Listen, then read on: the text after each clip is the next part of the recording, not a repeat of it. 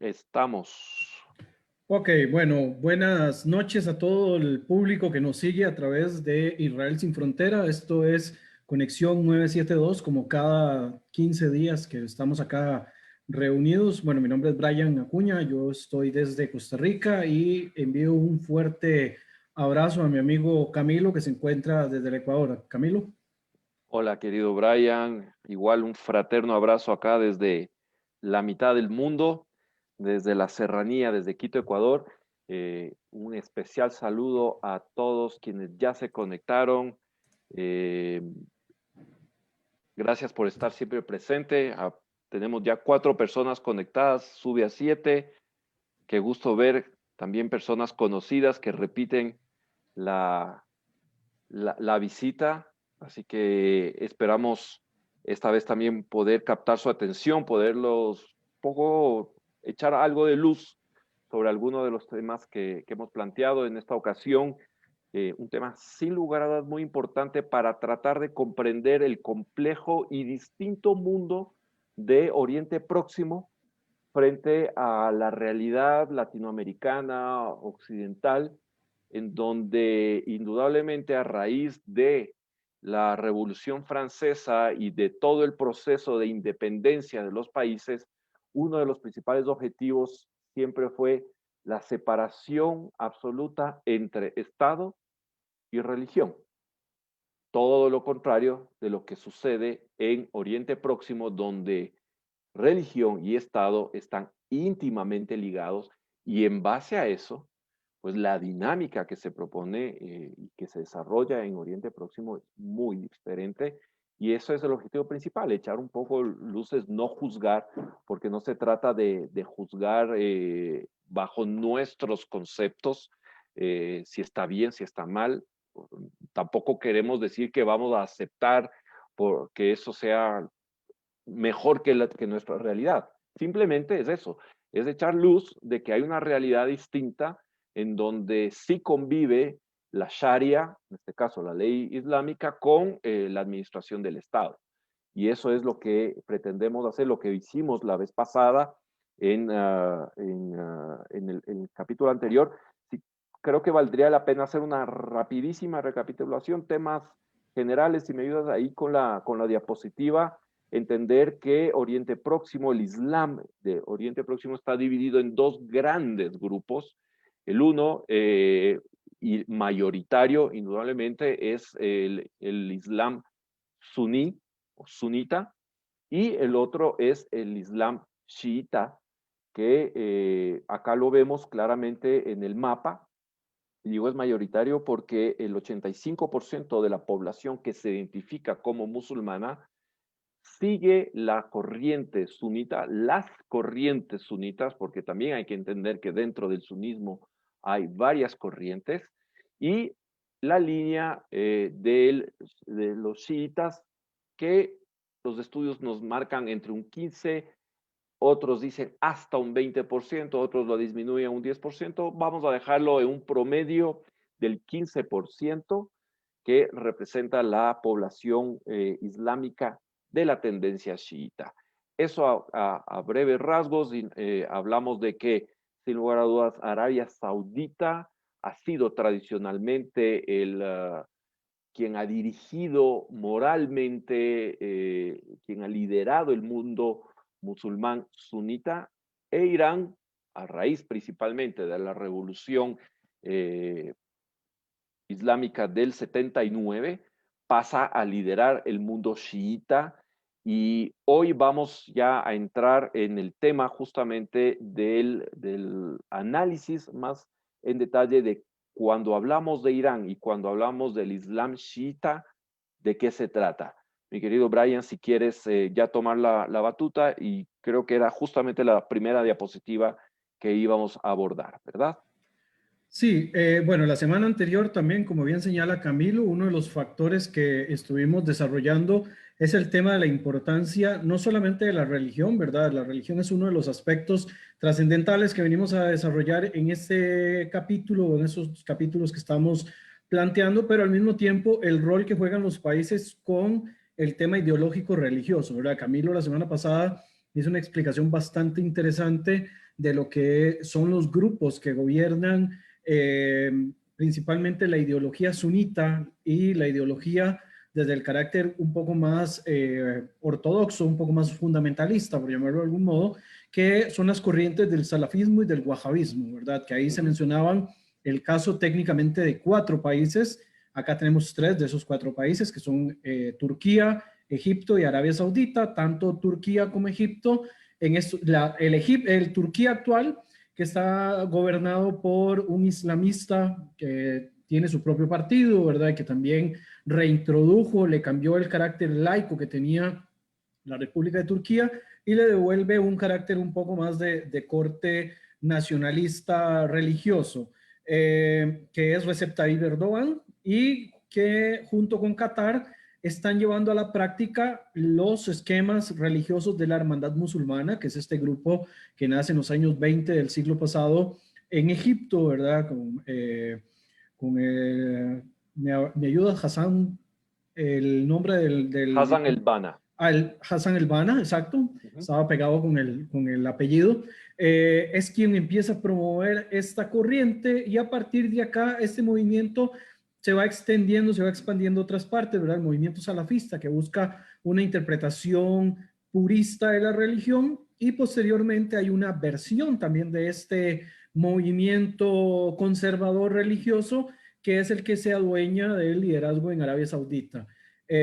¿Por qué hago toda esta reseña antes de entrar a la República Islámica de Irán? Porque la República Islámica de Irán, si bien es un país de corte chiita, va a ser quien nos va a marcar a nosotros la batuta de a partir de cuándo es que empezamos a ver tanta influencia directamente del islamismo, ya como un movimiento que viene a sustituir el movimiento panarabista, ¿verdad? Recordemos que ni Turquía ni Irán entran en el movimiento panarabista, pero el resto del mundo árabe en alguna forma sí buscan, digamos, la promoción del panarabismo.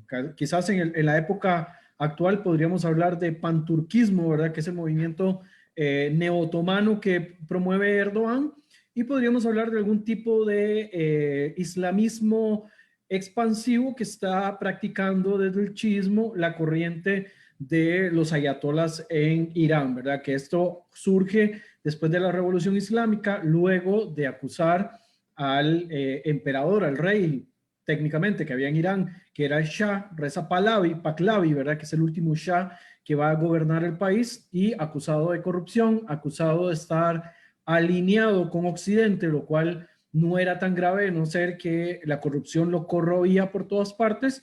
Viene la Revolución Islámica y coloca como líder a Ali Jomenei, ¿verdad? Que posteriormente se va a convertir en el ayatollah, la palabra ayatollah significa señal divina, y se va a convertir en el principal líder de Irán. Y esto me lleva a la imagen que mencionaba Camilo, que creo que antes de explicar esta imagen, Camilo iba a señalar algo adicional. Quería, por si alguno de quienes nos están acompañando esta semana no pudo estar con nosotros la semana anterior, y le suena extraño este término del panarabismo, pues era el movimiento que en su momento lideró Egipto, se empoderó Egipto para lograr el sueño de, digamos, de Nasser, de quien era presidente en ese momento de Egipto, era lograr un solo país árabe. Y claro, lo analizamos en algún momento, justamente por eso Israel de alguna manera estorbaba dentro de esos planes, y a raíz justamente de ese nacionalismo árabe, que no tenía nada que ver con un tema religioso, sino más bien una adopción del nacionalismo europeo hacia el mundo árabe, es decir, construir un Estado-nación bajo los principios nacionales, y eso fue lo que llevó a intentar tanto Egipto, Siria y Jordania a destruir el naciente Estado de Israel, porque definitivamente estaba justo en la mitad de lo que ellos soñaban, un solo país árabe.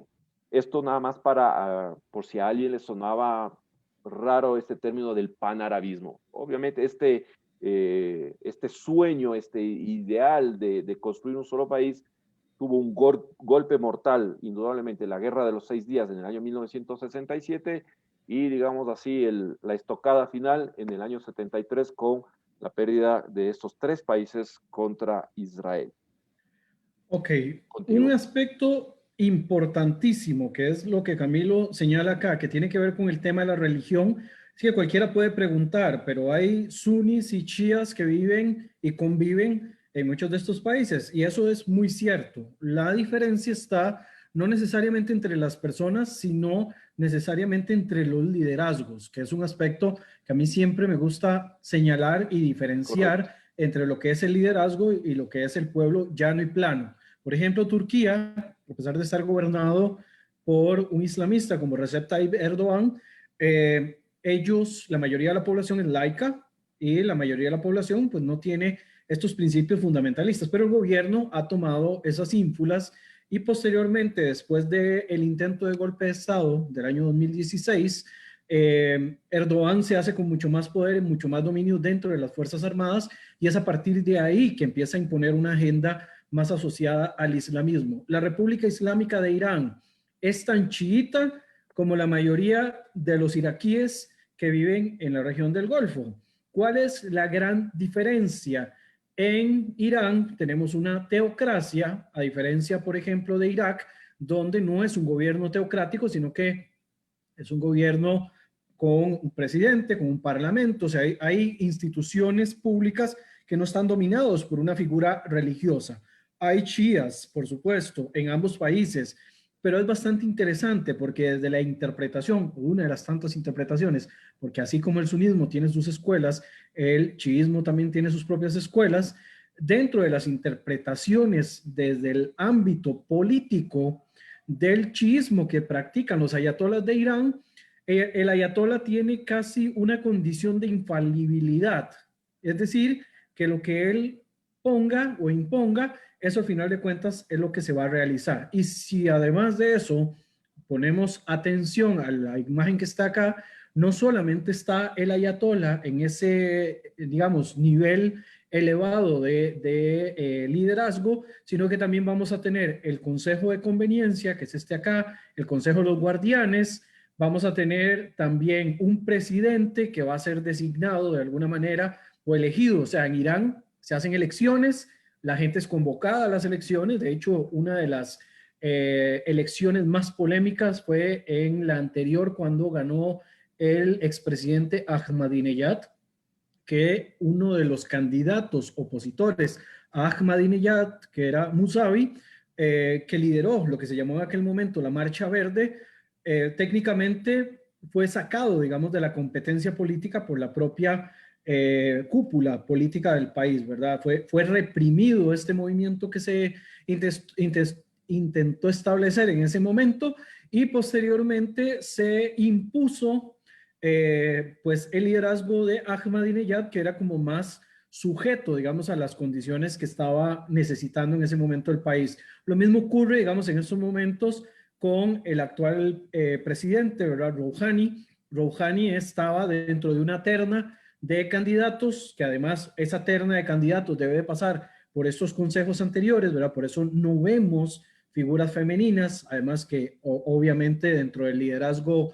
iraní tan ortodoxo desde la interpretación religiosa que tienen, las mujeres no van a entrar a un puesto de tan alto nivel. Hay mujeres en el gobierno, muy limitado, sí, pero no van a estar en un puesto de tan alto nivel, sino que pueden estar en otro tipo de posiciones. Y los presidentes, los candidatos a la presidencia van a entrar o se van a designar según, digamos, esa terna que al final de cuentas va a pasar la primera prueba y posteriormente se hace un proceso de elecciones. Ojo, que este proceso de elecciones no siempre ha sido transparente, ¿verdad? Mencioné este caso de la Revolución Verde que se daba posteriormente, la marcha que se hace y que al final al propio líder de la oposición es llevado a la cárcel, ¿verdad? Hay varios muertos. De hecho, hace unas semanas se condenó a muerte a un ex luchador iraní que estuvo involucrado en algunas de estas marchas, que se le acusó de haber asesinado a un policía. A pesar de que se pidió amnistía, que se hizo intervención por parte de un montón de organismos internacionales, al final de cuentas, pues se le ejecutó.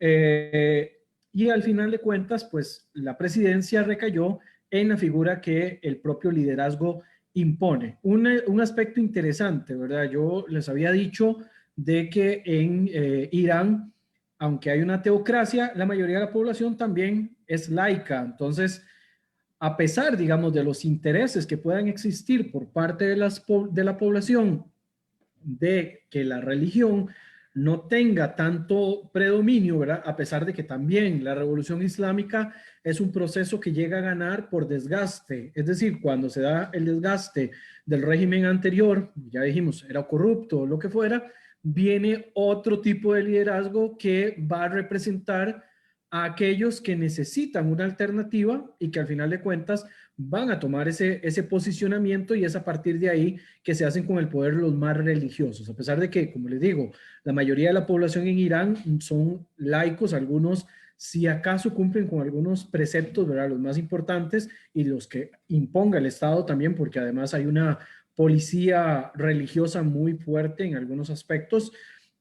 Lo cierto del caso es que mucha de la política exterior y que ha sido producto de las marchas y de las protestas de los últimos años en la República Islámica de Irán vienen acompañados de un descontento social por la temática relacionada a la agenda de política exterior que ha tenido Irán. A esto, digamos, se suma que en algún momento se le reclamó al gobierno iraní, ¿verdad? Parte de las protestas que fueron reprimidas también fuertemente por la cúpula, que además es una cúpula que controla las Fuerzas Armadas, y además recordemos que además de Fuerzas Armadas convencionales tienen una serie de cuerpos de inteligencia y tienen cuerpos no formales, ¿verdad? Que también les hacen el trabajo sucio. Dentro de estas protestas se le reclamaba a los ayatolas o al régimen religioso que interviniera más en la situación interna, ¿verdad? Recordemos que Irán además está sancionado económicamente por la situación del desarrollo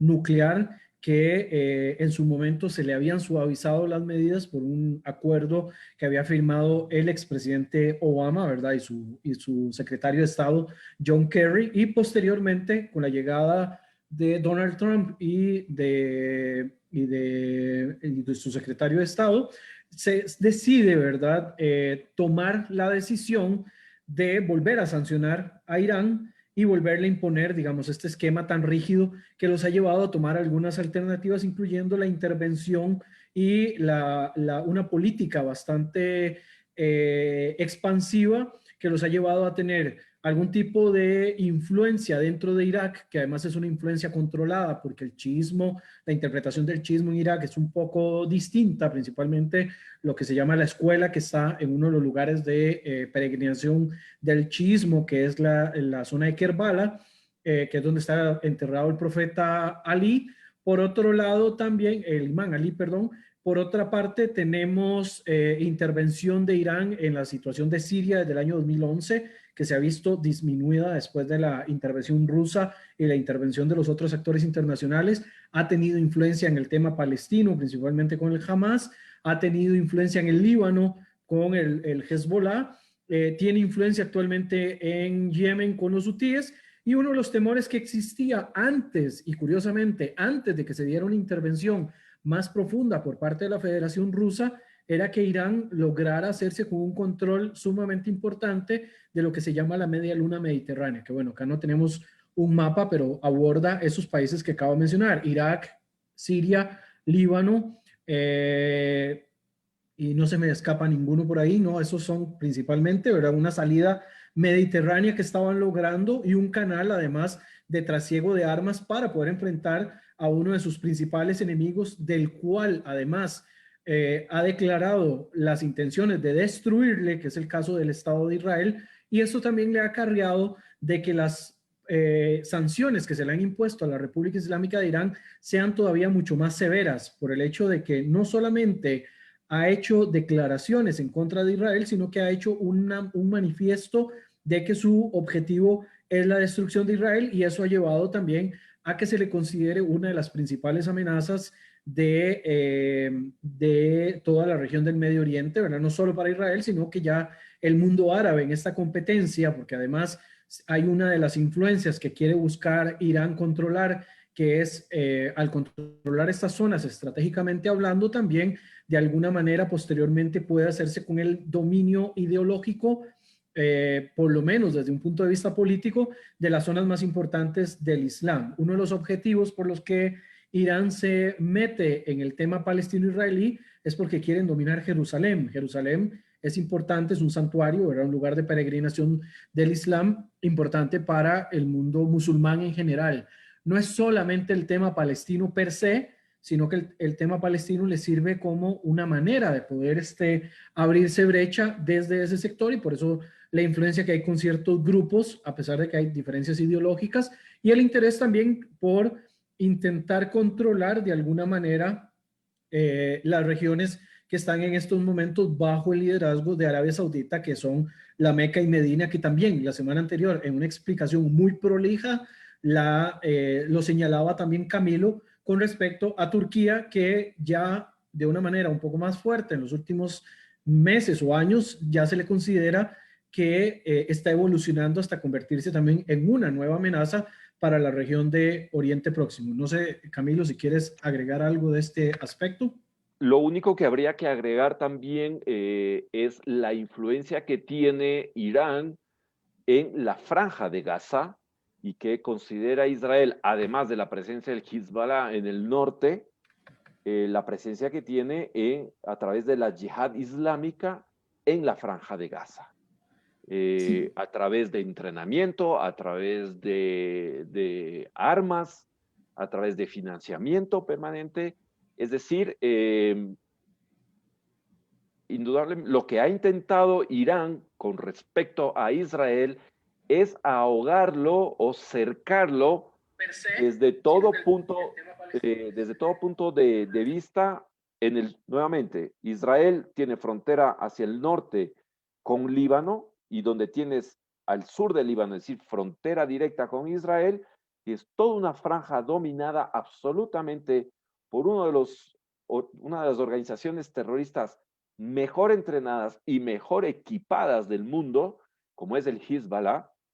Tienes la infiltración de Irán a través de la yihad islámica en la franja de Gaza, es decir, hacia el sur de Israel, y lo que ha estado intentando desde que se dio la guerra civil interna en Siria es lograr establecer bases militares en territorio sirio para desde ahí atacar hacia Israel. Y recordemos que hacia el año pasado, de hecho, hubo una fuerte intervención israelí contra varias bases iraníes a raíz del lanzamiento se habla de 32 cohetes, de los cuales hacia el norte de Israel, hacia el Golán, ninguno logró penetrar territorio porque fueron interceptados los pocos que tenían la posibilidad de penetrar a territorio israelí, fueron interceptados por sistemas de seguridad, y a raíz de ello, inmediatamente a las pocas horas,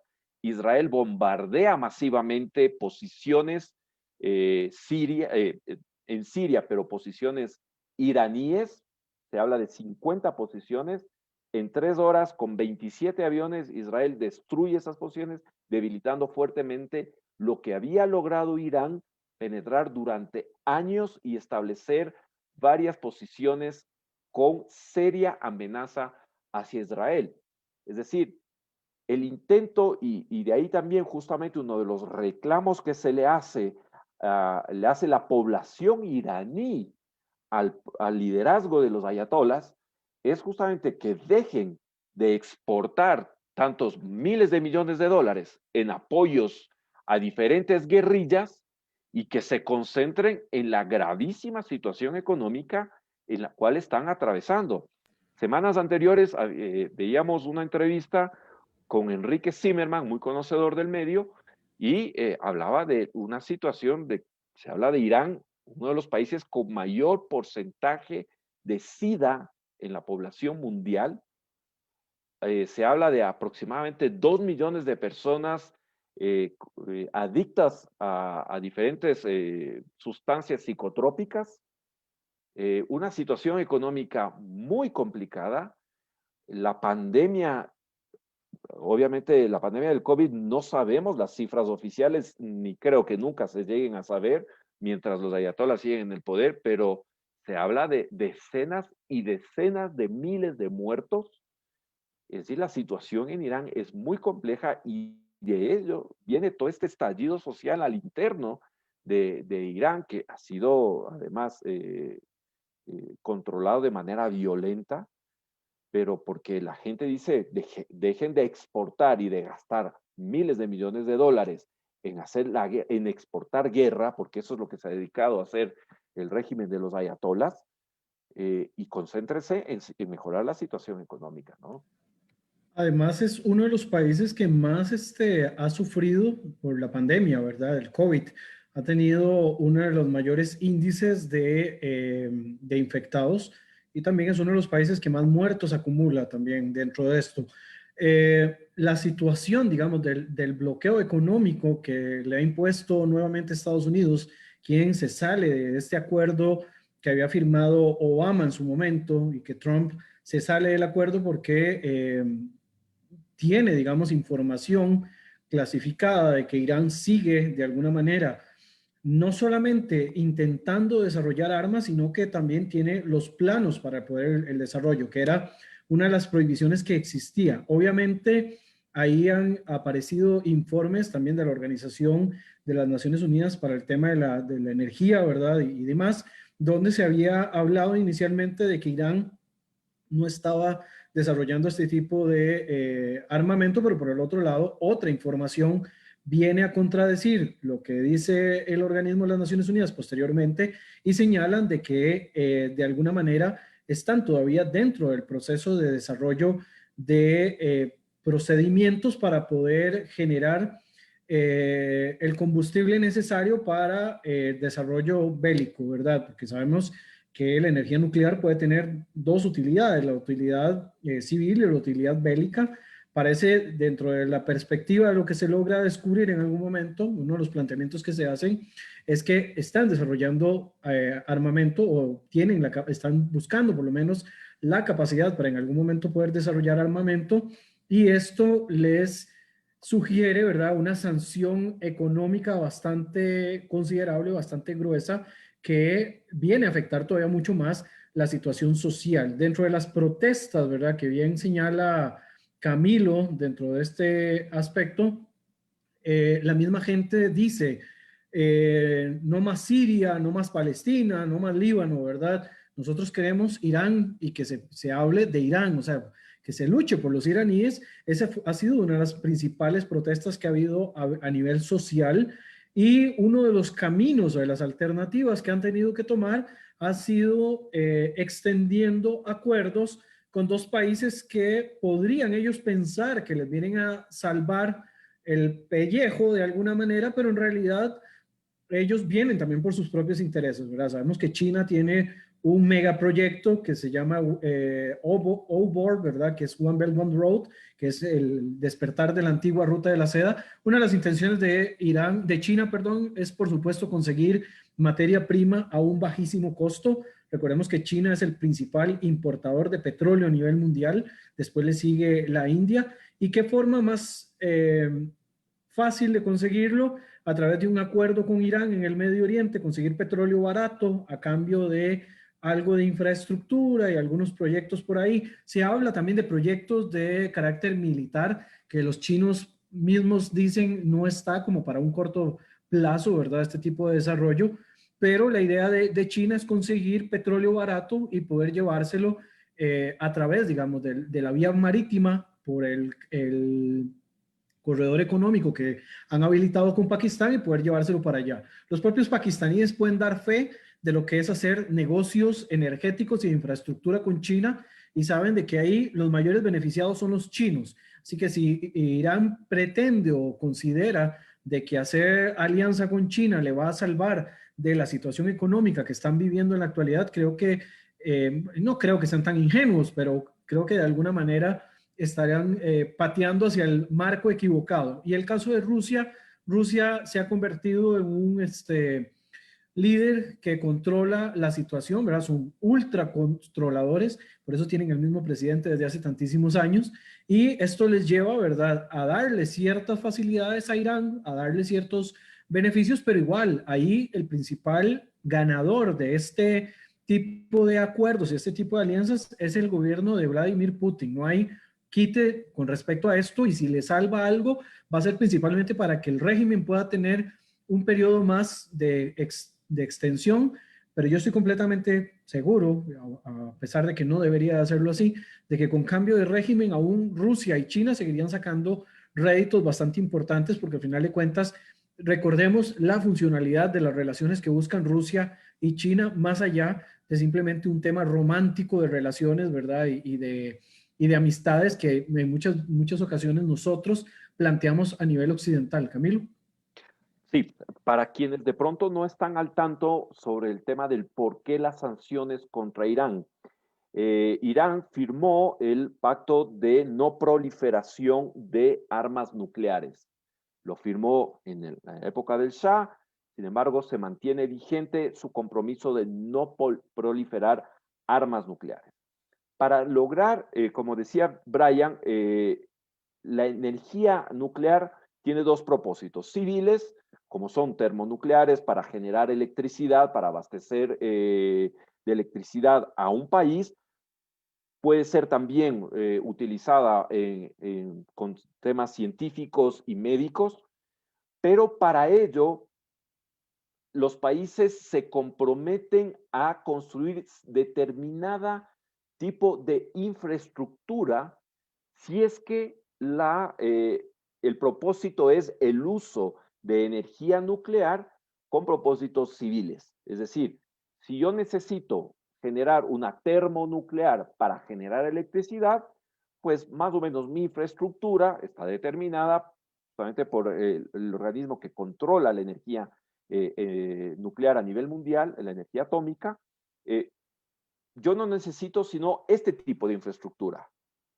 Pero si mi intención es generar la capacidad de enriquecer uranio para lograr llegar a una bomba nuclear, ya la infraestructura es distinta. Porque lo que se habla es de enriquecer el uranio. El uranio en estado natural tiene un porcentaje digamos así, ¿cuál es la palabra técnica? Les pido mil disculpas que se me fue. Un porcentaje natural de irradiación. No sé si es la palabra correcta. Para lograr que el uranio sea útil en una termonuclear, es decir, para generar electricidad, que lo que finalmente lo que hace es calentar, es la energía que calienta agua, el agua genera vapor y el vapor mueve finalmente las turbinas, en vez de utilizar, qué sé yo, carbón, gas o petróleo para calentar esos calderos, lo que se utiliza es energía nuclear. Es así de simple. Pero para eso se necesita un uranio enriquecido máximo al 6%. La infraestructura que ha generado Irán a nivel nacional y obviamente mucha de esta infraestructura escondida, subterránea, se demuestra claramente que tiene propósitos ya de enriquecer uranio en un porcentaje mucho más alto, que es el que se requiere para generar una bomba nuclear, ¿no? Y por eso es que Israel permanentemente ha denunciado a Irán de que la cantidad de centrífugas que tiene y la cantidad de infraestructura que ha generado en su país no corresponde, no tiene sentido que un país genere ese tipo de infraestructura para usos civiles del uranio. Y por eso ha pedido varias veces que se impongan sanciones. Estados Unidos ha impuesto sanciones, como bien mencionaba Brian, a raíz del acuerdo que hizo el presidente Obama con Irán. Se suavizaron ¿cuál es la palabra, Brian? Las sanciones. Las sanciones, gracias, se suavizaron las sanciones nuevamente Trump dice, nos están mintiendo, mienten descaradamente a todo el mundo. Europa sabe que le está mintiendo, pero necesita el petróleo barato de Irán. Se hace de la vista gorda. Estados Unidos dice, no me voy a hacer de la vista gorda, me salgo del acuerdo, y es por eso que nuevamente recrudecen las sanciones contra Irán. Esto era para poner un poco el contexto del por qué a Irán se lo ha sometido a sanciones, porque ha mentido a los inspectores de los organismos internacionales que controlan el uso de la energía nuclear, ha mentido permanentemente, ha escondido infraestructura, porque finalmente lo que ellos buscan es tener también el poder nuclear como armas, ¿no? Por ahí surgirían dos preguntas importantes que se deben de plantear cualquiera, ¿verdad? El primero es que existe la sospecha de que Israel tiene armas nucleares, ¿verdad? Desde que se creó la planta nuclear de Dimona, que está en el desierto del Negev, al sur de Israel. Israel nunca ha confirmado ni negado la posesión de este tipo de armamentos. Están quienes dicen que esto sería como amenazar con la vaina vacía. Bueno, yo lo veo como una técnica de persuasión. Usted se la juega. Si tengo armas nucleares, no la contó más. Pero si no las tengo, me jodí, ¿verdad? Lo que pasa es que también existe un principio que es el de la destrucción mutua asegurada, ¿verdad? Que es este principio que se utiliza mucho en inglés con el tema del uso de armas de destrucción masiva. Quizás el peligro más grande que existe, que bueno, dentro de este acuerdo de no proliferación, Israel no es ratificante ni firmante del proceso, al igual que Pakistán y la India no lo son. Lo peligroso de acá, yo siempre lo planteo desde dos perspectivas. La primera es que Irán ha amenazado abiertamente con la destrucción de Israel y ha demostrado a través del uso de proxies y del terrorismo internacional de que son capaces de lo que sea con tal de lograr sus objetivos, ¿verdad? Aún de exportar el conflicto a otras zonas, ¿verdad? Como ha ocurrido en América Latina, como ocurrió en Bulgaria, como ha ocurrido también en otras partes de Europa a través de los proxies que Irán maneja. Por el otro lado también, el desarrollo de un armamento de este tipo podría también asegurar de que otros países de la zona quieran seguir los pasos de Irán. Recuerdo bien que en algún momento Arabia Saudita había pedido también que si Irán lograba ir desarrollando energía nuclear para uso bélico, Arabia Saudita también quería desarrollar energía para poder utilizar armamento nuclear eventualmente. Turquía también, con Erdogan, propuso en algún momento, o sea, entraríamos en una carrera nuclear como no la veíamos desde la época de la Guerra Fría, de una manera demasiado, pues, aterradora, diría yo, de darse, digamos, este tipo de pasos. No es que los países a lo interno no tengan derecho de poder crear, digamos, este armamento que sea para proteger sus fronteras.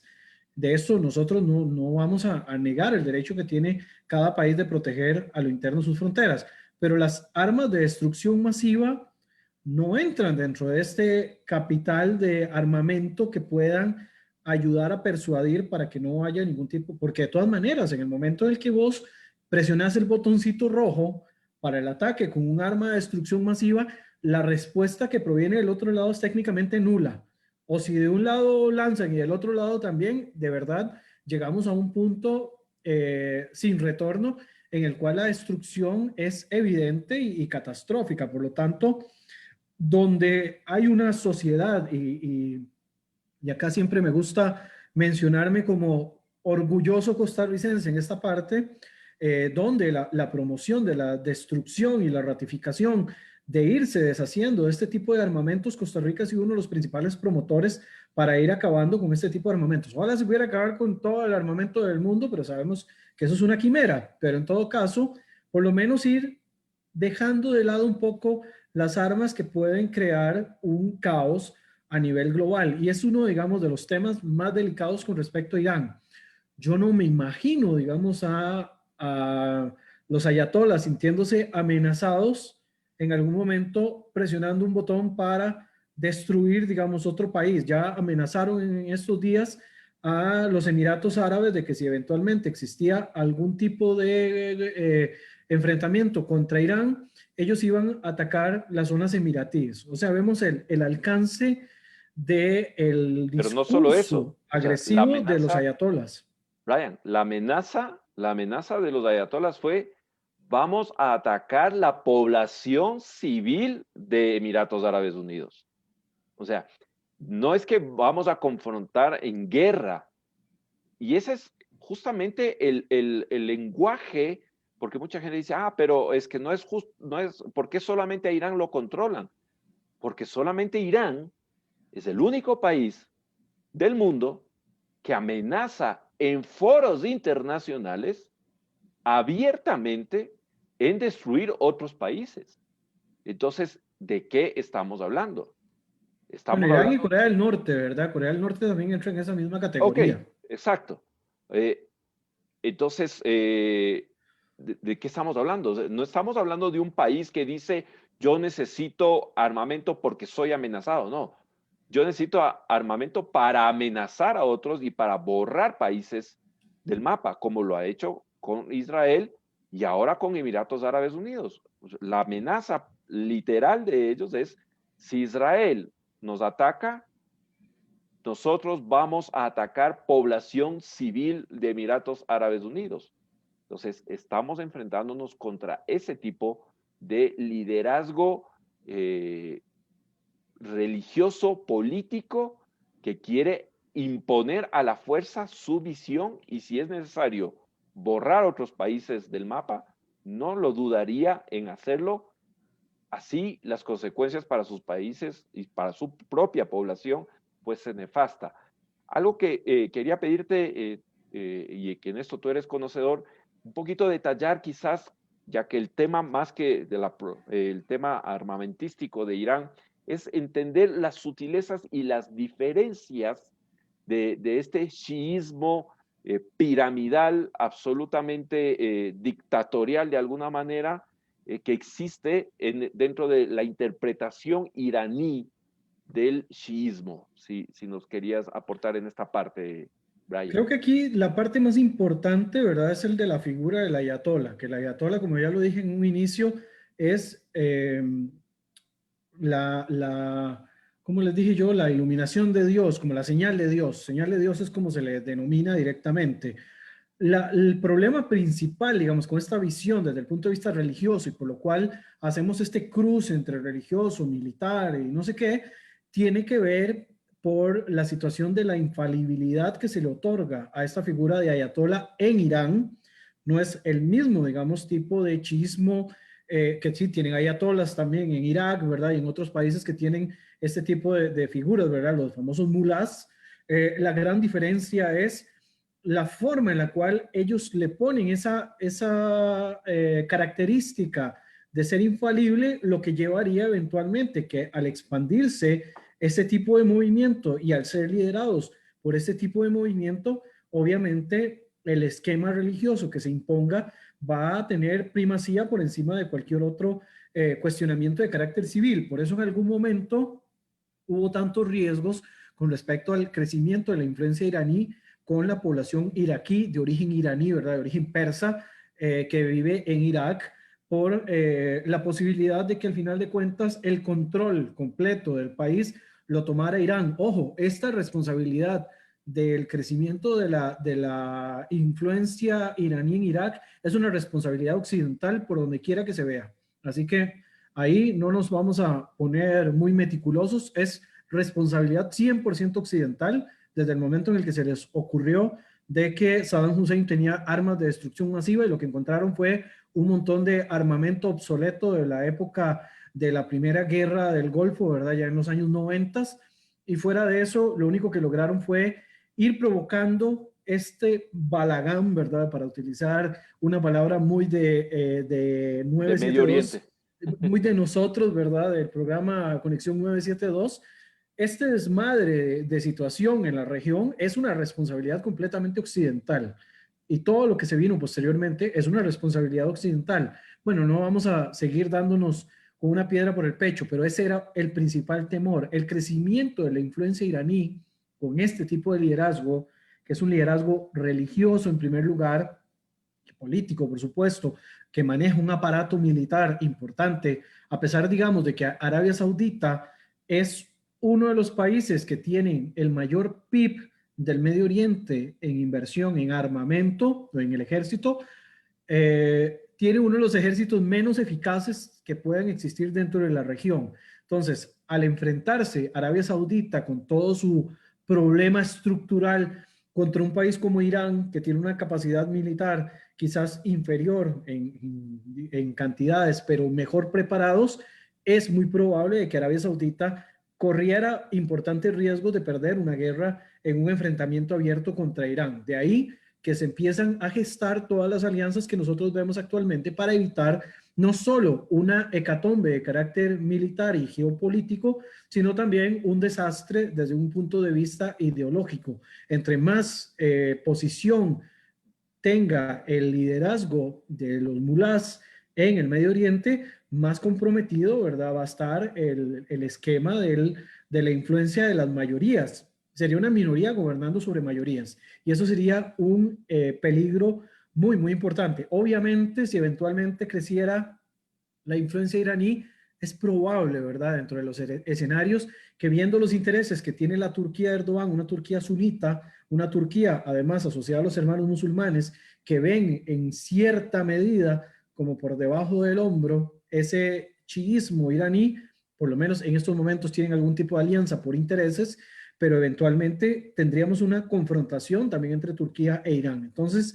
acá lo que se está intentando prever, por lo menos deteniendo un poco la maquinaria que en su momento logra de manera intempestiva desarrollar Irán, es evitar eventualmente un gobierno de una minoría ideológica por encima de grupos mayoritarios que terminaran de hacer más grande, digamos, el sectarismo que ya existe en la zona. Que, ojo, de nuevo, no es el principal problema, digamos, la religión no es el único problema que hay en la zona, pero sí es uno de los factores que eventualmente podrían convertirse en la chispa más fuerte para un incendio generalizado en toda la región, y ahí sí, digamos, entraríamos en una situación completamente distinta a lo que actualmente estamos viendo. Con la llegada del Estado Islámico en su momento en Siria y en Irak, se hablaba, y algunos expositores hablaban de la Primera Guerra Mundial Islámica, ¿verdad? Donde se veían las grandes ideologías islámicas enfrentándose entre ellas para evitar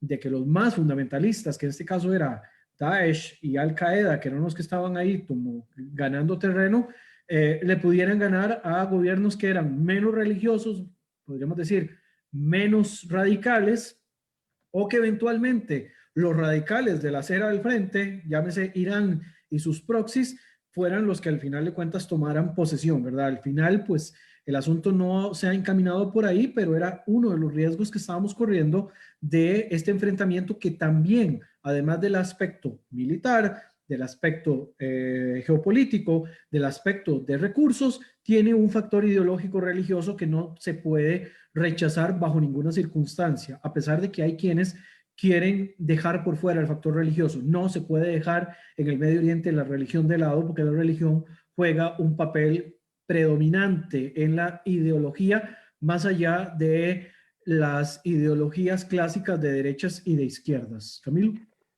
Y bueno, ya has mencionado, Brian, a los otros dos actores importantes, ya ahora desde el lado del sunismo, que es en este caso Turquía, la Turquía de Erdogan, que hay que hablarla de esa manera, la Turquía de Erdogan, que ha venido por intereses de acumulación de poder, es decir, Erdogan ha visto en una islamización de su mandato la posibilidad de ganar mayor liderazgo y sobre todo mayor poder, concentración de poder en Turquía, ha dado este giro de una Turquía tradicionalmente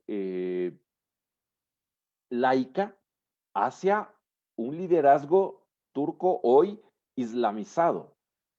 Eh, yo no sé, no conozco los pormenores de la vida de Erdogan, pero no lo veo como un islamista convencido, es decir, él mismo siendo un ferviente creyente y cumplidor de la Sharia, pero sin lugar a dudas es un político muy ambicioso que ha visto en esta alianza con los islamistas la posibilidad nuevamente de concentrar mayor poder. Y el otro actor interesantísimo por el, sin embargo, de ser un actor pequeñito, como es Qatar, pequeño en tamaño geográfico, Pero con una billetera muy grande. ínfimo, además en población, porque de los 2.600.000 habitantes de Qatar, apenas 300.000 son ciudadanos cataríes, Todos los pero demás son con, migrantes, exacto. exacto, pero con una chequera absolutamente descomunal que Ojo vio en porque su, en el caso de Erdogan, Erdogan es estudiado de escuelas islámicas, ¿verdad? O sea, él es formado para poder dirigir comunidades islámicas y su partido inicial era un partido islamista y el con el que él llega al poder también es un partido islamista. sin lugar a dudas, pero a lo que me refiero es a él como persona. Como político puede ser una cosa, pero como persona, es decir, si tú lo comparas a un Erdogan con un ayatollah que vive 100% su vida bajo la Sharia, creo que dista bastante la vida privada de Erdogan de lo que podría significar un suní absolutamente convencido. Pero Sí, pero bueno, Erdogan es porque se cree sultán. Yo creo que no, sí, no es sí, tanto él, porque él lo tenga que, aires él lo de que ha religioso. heredado y añora, estoy seguro, es de ese imperio otomano desaparecido hace un poco más de 100 años, y eso es lo que se ve a través de sus acciones políticas, geopolíticas, esa necesidad de volver a ese dominio otomano, más que turco, sino otomano. Él es un, como tú dices, un neo-otomanista que busca recuperar ese espacio que hace 100 años perdió el Imperio Otomano. Y estos son los dos actores interesantísimos y que, nuevamente, Turquía, por este giro radical que en los últimos 10 años ha tomado hacia el islamismo y hacia el expansionismo de su influencia, porque no solamente que la Turquía se concentra en su propio espacio, sino que empieza ya a querer influir en otros territorios. Lo hizo incluso en algún momento, empezó también Erdogan a tener este acercamiento hacia Latinoamérica que lo había iniciado Ahmadinejad, el presidente iraní Ahmadinejad, con sus visitas hacia, hacia diferentes países de Latinoamérica. También empezó Erdogan a coquetear, a decir, si Irán empieza a visitar Latinoamérica, yo también, buscando este protagonismo, este liderazgo, más que religioso, geopolítico, ¿no? Porque Erdogan al menos no es un expansionista ni pretende expandir la interpretación musulmana como lo hacen los ayatolas, que sí buscan, junto con la influencia política y económica que en algún momento tuvieron cuando el petróleo estaba disparado y no tenían además todos los controles económicos encima de ellos, empezaron a sentir que tenían el poder económico para poder influenciar en otras partes del mundo. Erdogan lo que busca es recuperar, al menos así lo interpretamos a través de sus acciones geopolíticas, recuperar ese espacio perdido por el Imperio Otomano. Te puedo Y llevar la Qatar, contraria, te puedo llevar la contraria un poco. por favor, Ok, Erdogan, los movimientos que hace son movimientos estratégicos, pero si vemos hacia dónde se está moviendo, definitivamente que el interés de él es tener una zona de influencia que, como bien señalas, es regresar a las glorias del pasado otomano o otomanismo o neoturquismo o panturquismo, no sé, podemos ponerle el nombre que les dé la gana, hay que buscarle un buen nombre. erdoganismo tal vez, pero sin duda Erdogan quiere, digamos, hacerse con el control de zonas importantes para sus propios intereses. Erdogan ha hablado abiertamente de que Jerusalén le pertenece a Turquía. Esto lo mencionó semanas atrás y lo estuvimos viendo. Erdogan ha colocado, con la venia y el patrocinio económico de Qatar, ha colocado fuerzas paramilitares, mercenarios en Libia, en las puras fronteras de Egipto, para provocar también a Egipto con el tema de los hermanos musulmanes. Erdogan tiene influencia en el norte de Siria, ahí tienen cualquier control para también cortarle la influencia a los kurdos, que yo insistiré seguro en todos los programas, de que es el pueblo mayormente traicionado de toda esta ecuación de la región de Oriente Medio. Erdogan se mete cuantas veces le da la gana en Irak y golpea en Irak con la venia occidental, y ahí hoy ando muy antioccidental, ahorita me cae la CIA seguramente, pero estoy muy crítico porque a Erdogan se le ha permitido demasiado. Erdogan ha estado también involucrado en el tema libanés de alguna forma. Hay quienes, digamos, resaltan la figura de Erdogan como para retomar un poco el liderazgo y la estabilidad del Líbano. Erdogan y Qatar han estado en el sudeste asiático, reunidos con Malasia, reunidos con Pakistán, reunidos con un montón de países, porque lo que buscan es un tema de influencia. Entonces, si bien vos me podés decir, desde un punto de vista físico, por el momento no vemos un expansionismo como lo hace Irán, creo que las diferencias son muy marcadas. Irán está metido en una condición en la cual todos los países que se le oponen lo critican, o sea, los ojos están puestos sobre Irán. Y esto yo no digo que no haya que hacerlo, por supuesto que hay que hacerlo porque Irán demuestra que es un peligro para la estabilidad de Oriente Medio. Pero ¿cuántos ojos están puestos sobre Turquía? ¿Cuánto, digamos, la Unión Europea ha cacheteado al gobierno turco por las acciones que han cometido en esta zona económica exclusiva que ampliaron con Libia, en el Oriente Mediterráneo, donde técnicamente le quieren quitar el petróleo a los países que están en esa zona? O sea, la Unión Europea para tratar, y la OTAN en general, para tratar de que Turquía no se salga demasiado del saco, le dan cachetadas con guante de seda. Y yo siento que de alguna manera se está descuidando en lo que se ha convertido la Turquía de Erdogan. El erdoganismo, lo que ha convertido a Turquía, no se le está tomando el cuidado necesario y mantenemos una concentración muy pronunciada sobre el tema de Irán. Y yo te voy a mencionar qué país quizás sí le ha puesto atención a estos movimientos de Erdogan. Bueno, Grecia, por supuesto, porque Grecia está sufriendo el tema de que Erdogan se les quiere meter por todos lados y los ven afectados económicamente. Ya Grecia económicamente tiene sus problemas bien gruesos y políticamente ni se diga. Y el tema de Chipre también es un tema ahí que se las trae. Los Emiratos Árabes firmaron un acuerdo de cooperación en el aspecto militar y han hecho Con eh, Chipre y Grecia. con Chipre y Grecia, y han hecho ejercicios militares en conjunto porque ellos entienden que los tiempos señalan a Irán por un lado, pero no podemos descuidar a Turquía. Turquía, el paso que va, la Turquía Erdogan se va a salir del saco de la OTAN y se va a convertir en el nuevo inquilino del famoso eje del Incómodo. mal que manejamos en Occidente. El nuevo Porque, inquilino incómodo. Y también recordemos, a ver, primero el tema, por ejemplo, que Erdogan salga a decir Jerusalén me pertenece.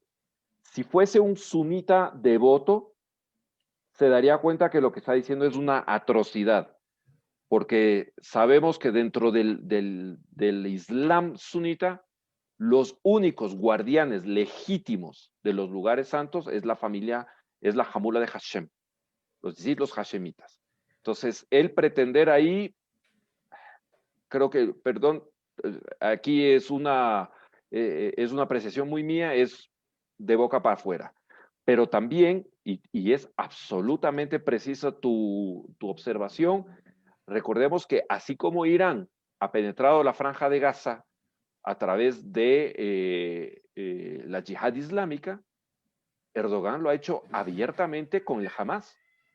Hace pocas semanas los recibió a los líderes del Hamas en, en Turquía, ha invertido millones de dólares en construir mezquitas y diferentes tipos de infraestructura, Les ha dado principalmente ciudadanía religiosa, en también. Creo Hamas. que a Haniyeh, me parece, si no es que me equivoco, le dieron también ciudadanía turca. Y Turca, creo que sí señor. también quieren hacer lo mismo con muchos de los liderazgos palestinos. Hay una intención gravísima por parte de Turquía, Erdogan, de penetrar en el tema palestino-israelí, ¿verdad? Desde hace bastante rato, recordemos cuántos musulmanes fueron enviados por Turquía para que estuvieran yendo a Jerusalén, para que estuvieran yendo a Hebrón a dar algún tipo de manifestación de fuerza. Y se veían banderas turcas en lugares sagrados musulmanes, como para dar a entender, ¿verdad? Ahí hay una señal de por medio. Sí, No, a lo que voy es que en este caso, en el caso de Turquía, lo que hay es un uso utilitario de, de los principios religiosos para cumplir una agenda personal del señor Erdogan.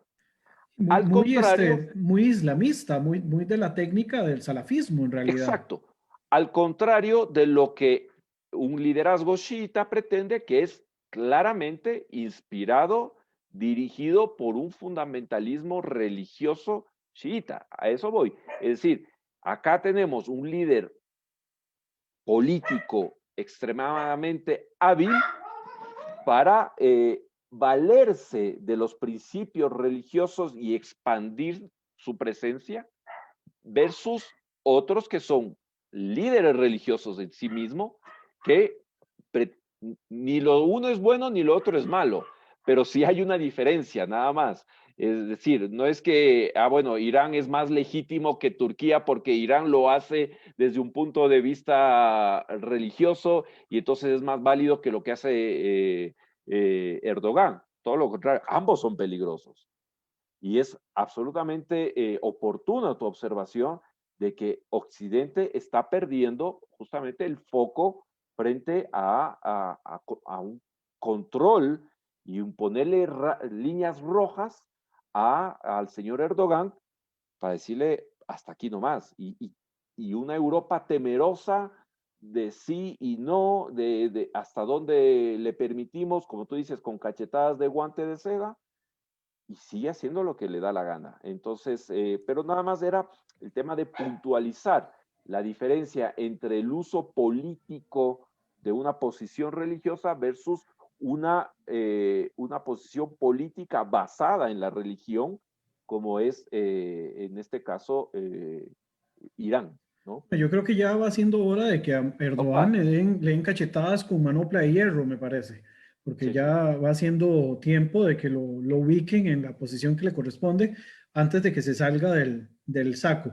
Nos queda, Camilo, pendiente todavía hablar del rol del cristianismo y del judaísmo, que creo que hoy abordamos muy bien el tema relacionado con Irán. Entonces, si te parece, podríamos dejar para la próxima ya entrar directamente con el tema de cristianismo en el Medio Oriente y el rol del judaísmo en el Medio Oriente para no quería dejar pasar, pero yo sí creo que la próxima semana abordemos también el tema Qatar, el fenómeno Qatar, porque es muy interesante.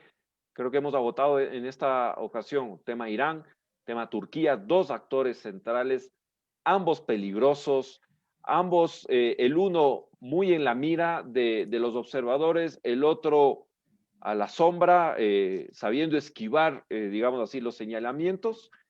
Pero antes de entrar también al tema cristianismo, abordemos la próxima semana Qatar, el cristianismo, y creo que ahí el tema de Israel nos va a tomar también un capítulo aparte. sí, yo creo que ¿Te vamos a parece? dejar el de Israel de último para este tema y así de una vez abordaríamos la temática que tiene que ver con la ley de Israel, Estado del pueblo judío, ¿verdad? Creo Correcto. que eso sería lo justo y lo importante para que también entendamos de que a veces demonizamos innecesariamente lo que está ocurriendo basados principalmente en emociones, que es lo que principalmente nos mueven en Occidente, que siempre nos viven moviendo las fibritas, ¿verdad? para que sepamos, Correcto. bueno, en primer lugar que somos humanos por un lado y en segundo lugar que todavía somos demasiado sanguíneos y emocionales y no entendemos que hay que pensar un poquito con cabeza fría este tipo de aspectos. Entonces, Camilo, quedamos para dentro de 2 semanas, Dios mediante, a empezar a hablar de Qatar, tratar de abordar el tema del cristianismo y de otras minorías probablemente también que se puedan mencionar, porque el enfoque principal con respecto al cristianismo es cómo ha mermado el cristianismo en los últimos años en la región de Oriente Próximo y el rol también que juega el cristianismo, ¿verdad? Recordemos que todavía hay comunidades antiquísimas cristianas que de habla aramea, ¿verdad? Principalmente en Siria y en Líbano en algunas partes. Y en Israel también hay En una Israel, por comunidad supuesto. aramaica bastante importante. Y posteriormente, pues, empezar a abordar, pues, lo otro que ya hemos mencionado. Yo, de mi parte, Camilo, muchas gracias por esta hora y 5 minutos más o menos que hemos estado hablando. Creo que cada vez nos pulimos más con el tema del tiempo, para no extendernos demasiado. Somos más precisos. Y ojalá que en 2 semanas podamos estar otra vez con todos. Igual, si surge alguna pregunta o lo que sea, siéntanse en la confianza de escribirnos a través del chat de Israel Sin Fronteras. Y recuerden también que estos videos de Conexión 972 quedan subidos en la plataforma de YouTube que se llama Conexión 972. Pueden seguirnos, ¿verdad? Darle ahí a la campanita para que les salga también cada vez que publicamos algún video nuevo. Y todavía tenemos pendiente, vamos a ver si será el próximo año probablemente hacer cápsulas informativas en Conexión 972. Camilo. Muchísimas gracias, Brian. Siempre es un placer conversar contigo, nutrirnos todos de tu conocimiento. Gracias a todos quienes nos han acompañado esta noche. Una vez más, gracias por su fidelidad, por estar ahí. Y nada, Besrat Hashem, Dios mediante, nos podamos ver en 15 días para seguir abordando este tema, religión y política, esta combinación en Medio Oriente. Bueno, un saludo a todos y buenas Fuerte noches. abrazo y síganse cuidando, por favor.